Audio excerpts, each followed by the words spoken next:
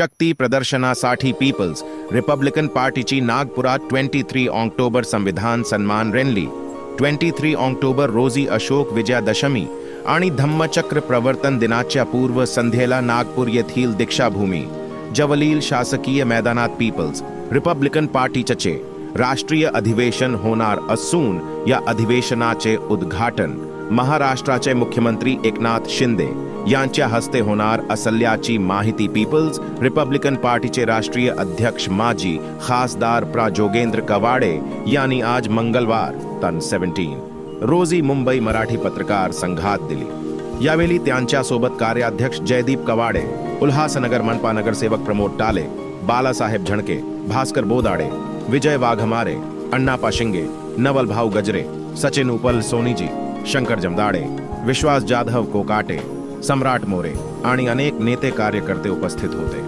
कार्याध्यक्ष भाई विलास निकाले यांनी आयोजित केलेल्या पत्रकार परिषदेत यावेळी प्रा कवाडे सर यांनी म्हटले की या राष्ट्रीय पीआरपीच्या राष्ट्रीय अधिवेशनात विशाल सन्मान बचाव रॅली निघणार असून देश तसेच राज्यभरातून आमचे पक्षीय कार्यकर्ते नेते हजारोंच्या संख्येने उपस्थित राहणार असून देशातील मनुवादी राजकीय घडामोडी करणाऱ्या पक्षांना रोखण्यास आमचे हे शक्ती प्रदर्शन असणार आहे।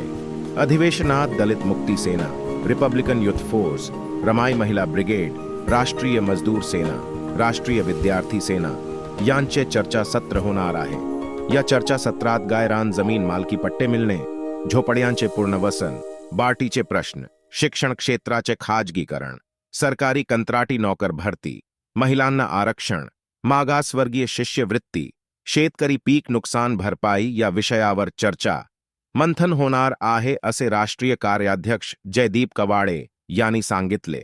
तर मी रिपब्लिकन अभियान सुरू करून पक्ष कार्यकर्ता सदस्य नोंदणीचा शुभारंभ करण्यात येईल असे भाई विलास निकाले म्हणाले।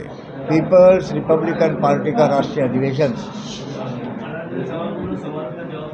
उस प्रसंग को ध्यान में रखते हुए नागपुर में 23 अक्टूबर को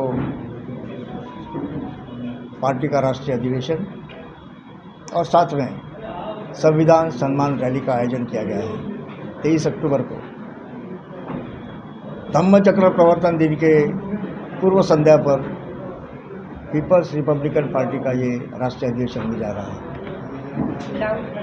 और इसी अधिवेशन में संविधान सम्मान रैली का आयोजन किया गया है। रैली के उद्घाटन को हमने महाराष्ट्र के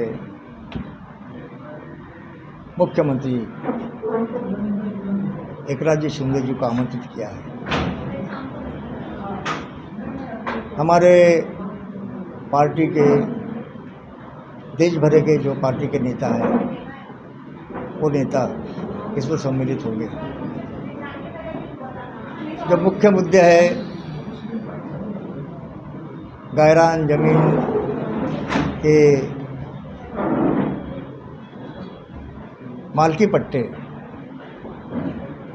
जिन्होंने गायरान जमीन पर अतिक्रमण किया उनको उसकी जमीन के मालकी पट्टे मिलने चाहिए। दलितों पर, बौद्धों पर अत्याचार महाराष्ट्र में बढ़ रहे हैं। एट्रोसिटी कानून का कठोरता से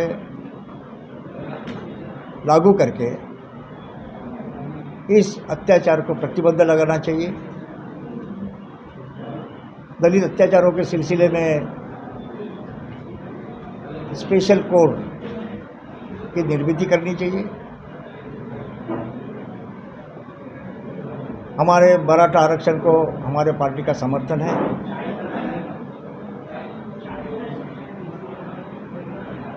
और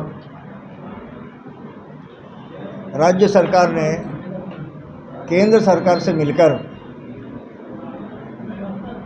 ऐसा कोई फार्मूला निकालना चाहिए कि 50% के आरक्षण की जो मर्यादा है उसको बढ़ाकर हमारे मराठा समाज को आरक्षण के दायरे में लाना चाहिए। ओबीसी समाज के आरक्षण को किसी प्रकार से नुकसान नहीं पहुंचना चाहिए। हमारे अनुसूचित जाति जनजाति ओबीसी समाज के छात्रों को जो स्कॉलरशिप मिलती थी वो 2 साल से मिल नहीं रही, इसलिए उनके उच्च शिक्षा में बहुत बाधाएं पैदा हो रही है। केंद्र सरकार से और राज्य सरकार से हमारी मांग है कि अनुसूचित जाति जनजाति और ओबीसी समाज के छात्रों को उनकी स्कॉलरशिप मिलनी चाहिए। झोपड़पट्टी विशेषतः मुंबई के अंदर में जो एसआरए की स्कीम चल रही है, इसमें झोपड़पट्टी के गरीब लोगों का काफ़ी शोषण किया जा रहा है, शोषण भी किया जा रहा है और उनको बहुत प्रकार की तकलीफें दी जा रही हैं। कई दादा लोगों को, गुंडा लोगों को हाथ पे पकड़कर बिल्डर लोग ज़बरदस्ती झोपड़पट्टी को उठाने की कोशिश करते हैं। तो जो विकासक या बिल्डर झोपड़पट्टियों को एसआरए के अंदर विकसित करने की बात करते हैं, उन पर कड़ा लगाम सरकार लगाना चाहिए, ताकि जो पीड़ित झोपड़पट्टी वासी है उनको उनका हक का मकान मिलना चाहिए और उनका शोषण रुकना चाहिए। झोपड़पट्टी तोड़ते वक्त तो लोग बोलते हैं कि हम तुमको भाड़े से मकान ले लो, भाड़े के आपको भाड़ा देंगे, 2-4 महीने भाड़ा देते, बाद भाड़ा बंद कर देते हैं। तो ये इस प्रकार के जो हमारे कार्यकर्ता है ना यहाँ पर, उनका बहुत समस्या। तो ये बिल्डर लोगों की झोपड़पट्टी वासियों के प्रति जो दादागिरी चल रही है, गुंडागर्दी चल रही है, लूट खसोट जो चल रही है, इसको रोकना चाहिए। झोपड़पट्टी वासियों को ये हम क्या कहते हैं, उसको चिन्हित करना चाहिए। स्लम डिक्लेयर सरकार करती है। सरकार ने जिन झोपड़पट्टियों को स्लम डिक्लेयर किया है, उन झोपड़पट्टियों में सभी प्रकार की नागरिक सुविधा वहाँ पे उपलब्ध होनी चाहिए जहाँ चिन्हित किया है। अगर सरकार स्लम एरिया झोपड़पट्टी को स्लम घोषित करती है तो झोपड़पट्टी वाले हकदार हो जाते हैं। सभी प्रकार की नागरिक सुविधा उनके झोपड़पट्टी में आनी चाहिए। दूसरी महत्व की बात यह है कि फिलहाल हमारे महाराष्ट्र के सरकार ने एक सरकारी नौकरी का एक नया फार्मूला निकाला। जो भी सरकारी सेवा में आएगा उनको कॉन्ट्रैक्ट बेसिस पर, कंट्राटी पद्धति ना उनको सेवा में लिया जाएगा। ये कहाँ का न्याय है?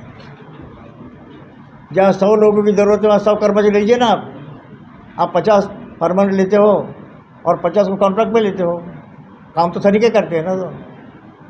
तो ये कॉन्ट्रैक्ट, आपको हिंदी में क्या कहते हैं उसको, कॉन्ट्रैक्ट ही कहते हैं।